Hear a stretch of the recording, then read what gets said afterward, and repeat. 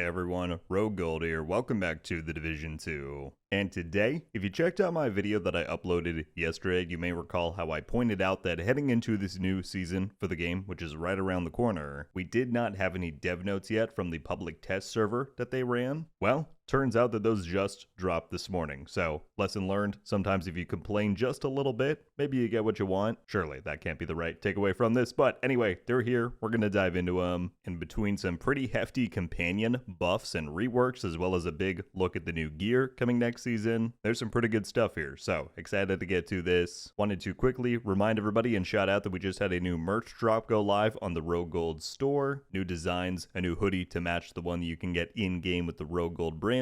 Check it out at RogueGold.store, and through the end of this weekend, if you type in code ROGUE at checkout, you will get 15% off your order. Very much appreciate it. Alright, and then as well, we have to shout out and thank our channel members. So many of you go out of your way to go the extra mile to support me and my content, and I'm beyond appreciative for it. But with all that said, let's get to these dev notes. Okay, so posted a short while ago, you can see it says, thanks to everyone who took part in the Year 7 Season 3 PTS. Your input shaped a number of improvements coming with the new season. Review the full developer notes here. This pretty much confirms to me that we are indeed getting the new season on Tuesday. They've yet to post about it. That's probably going to happen in like an hour or two from when I'm recording this. But yeah, just keep in mind that that is on the way very fast. Let's switch over then to the notes themselves. They start off by saying the new season for Tom Clancy's The Division 2 Mutiny is right around the corner, and our team has taken the time to review the feedback shared during the PTS and address some of the most urgent topics. After so much hard work, we are very excited to see the whole community experience the NPC companion feature next week. Oh, there you go. They do confirm that the season is coming next week, and the PTS feedback was essential in helping us prioritize and polish this new mechanic. Although this feature is closely tied to the seasonal modifiers in its current form, we encourage the community to keep sending feedback as we will continue to refine it and explore opportunities for its return in the future in a different way. So there you go. They've mentioned it before, but they confirm right here again that they are very much open to bringing this back in some kind of more standalone form. So just be sure to keep that lens in mind when you're playing with the companions next season. How does it feel now, but how could it also be transformed and evolved further on a more permanent basis? Alright, so the main first section here is NPC companions and modifiers. Let's start out with behavior and responsiveness, which was a big area that I had a lot of feedback on from the PTS. It says companions now react faster to attack, take cover, and ability commands. Nice. Improved reliability when moving to ordered cover. Companions will keep in cover position within medium distance from the player. This is great. This was honestly one of my biggest complaints, was that you tell the companion to take cover in front of you, it goes there, and then almost immediately popped out and started doing its own thing. If the whole idea behind the Division 2 is that it's a cover shooter, ideally you would want the companion to stay in cover and do its thing. So this is very nice, and I'm curious to see how that will play out. Additionally, they fixed some cases where the companions got stuck or ignored orders and reduced ranges at which companions would search for targets. This sounds,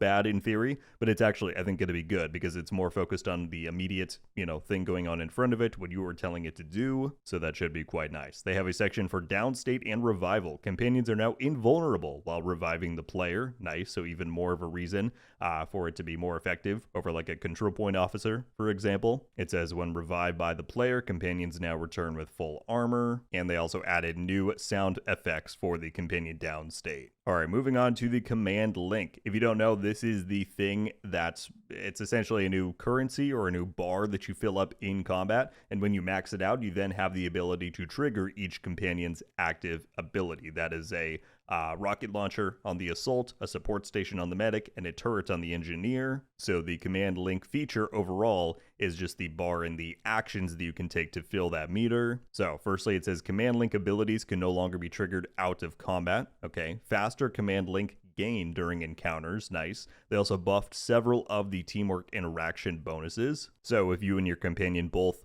contribute to killing a marked target, it grants you 40% weapon handling and 10% rate of fire for 10 seconds, as well as 30 command link points. For crossfire kill, and I misspoke, priority kills when your companion kills the marked target, but this one is when you and the companion deal damage to an enemy and it dies. You gain 25% crit damage for 10 seconds, and that awards you with 40 command link points. Reposition is when your companion completes a cover-to-cover move that grants you 40% reload speed for 10 seconds and 10 points. Assist is when you or your companion kills an enemy that is actively attacking the other. That grants you 15% weapon damage for 10 seconds and 20 points. Buddy Aid is that whenever you or the companion revives the other, that will grant you 35% bonus armor for 10 seconds as well as 45 points. And then Collateral Kill is when your companion kills an unmarked enemy on their own, and that just gets you 15 points. I don't know if this is a feature before, but they do clarify that command link buffs have stacking durations, which is very nice. So yeah, overall these seem quite good. Moving on to the passive recruit bonuses. It says, while the global modifier is active, recruited companions now grant passive bonuses even when no companion is spawned. So I, of course, skimmed through this before recording. I'm not actually 100% sure what this means because, to my understanding, when you recruit a different companion, let's say you already have an assault, but you come across one with a talent combo or a perk combo that you like, I thought that just replaced the one that you had in your inventory. But what I'm getting from this, if I'm understanding it correctly, is that you can build these bonuses depending on how many companions you have recruited up to a cap. But again, I'm not like 100% sure how that would work. So maybe if one of you understands this better than me, feel free to clarify. But essentially what they're saying is that when you recruit different companions from the 3 classes, you're now building these 3 bonuses. For Assault, that is stacking amounts of weapon damage up to 15%. Recruiting Medic stacks you with hazard protection up to 20%. And then Engineers grant you skill efficiency up to 15%, which this one might be the most effective bonus there. So again, these are essentially just free new stats that we didn't have with the previous iteration, just by, running the modifiers, having the global enabled. So this should be pretty nice. Let's keep moving. Now we get to active abilities. So first, for the Assault, we have the Spearhead. It says the RPG fires more responsively and accurately. Very nice. Increase the blast radius for upgraded levels, and it now grants damage to targets out of cover buff to the team. Okay, so the trend that I'm seeing here is that they're adding a lot of buffs and stats to the various companion interactions, and it wouldn't surprise me at all if that is in response to the complaint that this upcoming season's modifiers don't really contribute as much to our gameplay as previous ones do, right? It's a pretty stark contrast to go from having Zealot to then having a companion, right, that you control. Like, the power difference there is pretty extreme. So between all these things they are doing, as well as granting, damage to targets out of cover too, when you activate the RPG, I think that's going to be pretty good. We'll see how it feels. All right, moving on to the Engineer or the Tech line, which I thought was the worst out of the companion classes, was very unreliable. It says the Engineer will now more reliably place the turret, and that's good. Turret no longer prioritizes weak points and engages any enemy at range. This is fantastic. Previously, it did prioritize weak points, which meant in a large amount of scenarios it just was not that effective. It says the turret now fires reliably and acquires targets faster at his increased range. And just like the Assault granting a buff, it now grants you a skill damage buff to the entire team for the duration of the ability. Sweet. So again, we'll have to wait and see how effective this actually is in gameplay, but on paper, all of these changes sound really good. Hopefully that makes Engineer much more worth taking. Finally, we have the Medic quick fix. The support station healing efficiency is increased. Nice. Medic now reliably deploys a support station close to the player position, and it now grants you an armor on kill buff to the team. This is pretty good. My one big complaint with the Medic from the PTS was that the support station's base duration was only like, I want to say 10 seconds. And while it was very good for those 10 seconds, you have to time that perfectly. Like, when are you actually needing a huge amount of healing, instant revives for just a 10-second window? So I'm curious to see how this plays out, but any buffs are probably good ones. So yeah, like I said, curious to see how that feels. For the passive modifiers, they say multiple passives buffed. Nice. Not even going to bother saying it, but multiple buffed.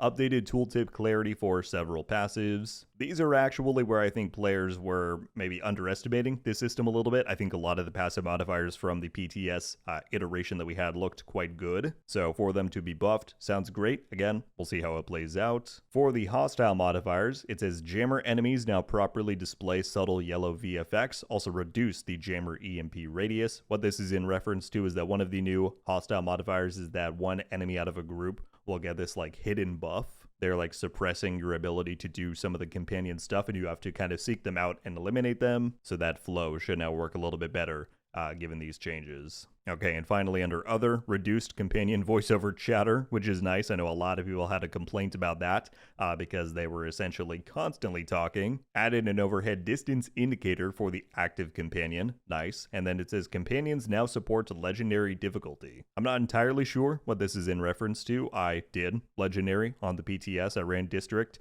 with both, I think, the assault and medic companions, but maybe there were some other interactions where it wasn't working. Good to see that that's now there. All right, and then finally here we have the dev notes for the overall companions feature. They say the feature is a challenging addition to our existing tech, and we anticipated feedback on its usability. With the feedback received, the team made heavy modifications in crucial areas, leading to a better and more responsive experience. The companions were designed to provide extra support for our agents, so our main emphasis was on making the mechanic more intuitive and helpful, while increasing rewards for players who take on the role of true squad leaders. So by that, they're referencing the, buffed command link interactions, the fact that the active abilities now grant you passive stat buffs. They say we expect more feedback from the community now that it will be available to all players, and we are looking forward to improving it for future iterations. Okay, so that is the whole bit on companions for this. Honestly, really good changes across the board. I think this is, given the limited amount of time they had between the PTS and the launch of this new season, this is about as good as we could have hoped for in terms of improvements. Of course, as I've already said a few times by now, we will have to wait and see how this feels in gameplay, but on paper, all of this stuff looks quite good. Let's now move on to the gear, which was the other big focus of the PTS.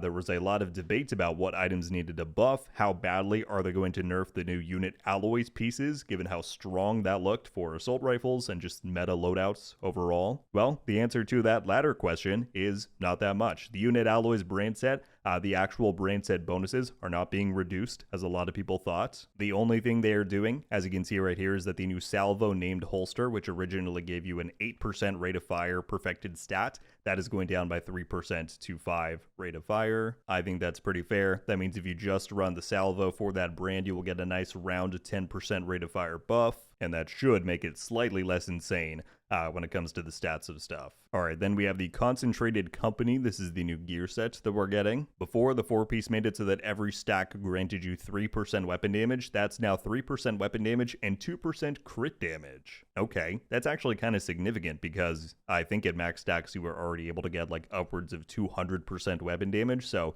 as well you're going to get like way over 100 crit damage. That's quite nice. They also took a look at how many stacks can be placed, so the base 4-piece now allows you to do 4 instead of 3, and then if you run the chest piece, that talent will increase that amount instead of 5, now up to 8. So again, I still think the usage for Concentrated Company, just based off of how it works, is going to be kind of niche, but hopefully those who do want to invest into it now will get rewarded a lot more. For the Beacon exotic chest piece, this is one item that I think needed a lot of love. It was quite undertuned within the PTS. It's gotten some buffs across the board. So the way it works is that you get different bonuses whether you have a skill near you or an ally near you. These do not stack, but if you do have an ally near you, that overrides the skill one because it's the higher values. So the new values is that when you have an ally near you, you're getting 30% crit damage. This also shares with the ally, I should say. You have 15% skill efficiency and 2% armor regen. And then if you don't have an ally and it's just a skill, you're getting 15% crit damage, 7.5% skill efficiency, and 1% armor regen. So for this, I could at least now see the vision with this being used in, group play. Sharing 30%, 15, and 2 with the team is pretty good, but in other cases, I'm still just not sure how viable this will really be. Finally, they mentioned that in PvP, the version of the talent will not have any of the buffs mentioned above, so I believe it will stay at these values within the Dark Zone and Conflict. Finally, we have the Immobilized Weapon talent. They just made sure that within PvP, that goes down to 10% or 15 for the perfect version for amp damage. That's pretty good. Riot Foam is a big problem within PvP, and so to make sure that it's providing as little of a bonus as possible, I think is a good move. Finally, we have the dev notes on the gear section. The balance changes applied to the gear after PTS feedback aim to slightly reduce the overall power of the unit alloys brand set. It's still going to be really good. And to buff the Concentrated Company gear set to make it more appealing. We also recognize that exotic gear needs to feel special to justify its slot, so we increase the power of the Beacon exotic exotic chest to encourage more players to try it and build around it. Now look at this, PvP players. This is actually, I think, one of the biggest things they mentioned within this whole article. While the team is working on a large-scale balance pass for PvP, yes please, we focused on avoiding additional disruption to that environment with the new seasonal additions for now. Hallelujah. I mean, we already looked at how they're hiring a new PvP lead developer, which is pretty big given how little investment PvP has gotten for the past many years. But this is like an actual public commitment saying that they're working on a large-scale balance pass for PvP. Fantastic. But back on topic, my friends, that is everything from the dev notes for the Year 7 Season 3 PTS ahead of its launch, as this confirms somewhere next week. Pretty good stuff all across the board, I must say. Like we were talking about with companions, all of this stuff pretty much sounds like a positive. I'm really hoping that increases their viability and just the fun of using them in gameplay. And then I think most of the gear stuff is pretty sound as well. The gear set got quite a buff. Unit alloys got reined in just a little bit. The beacon, still not sure how many people are going to use that, but all right. And then immobilize, some good changes there. And so yeah, all of this is on the way to you guys in just a couple days time.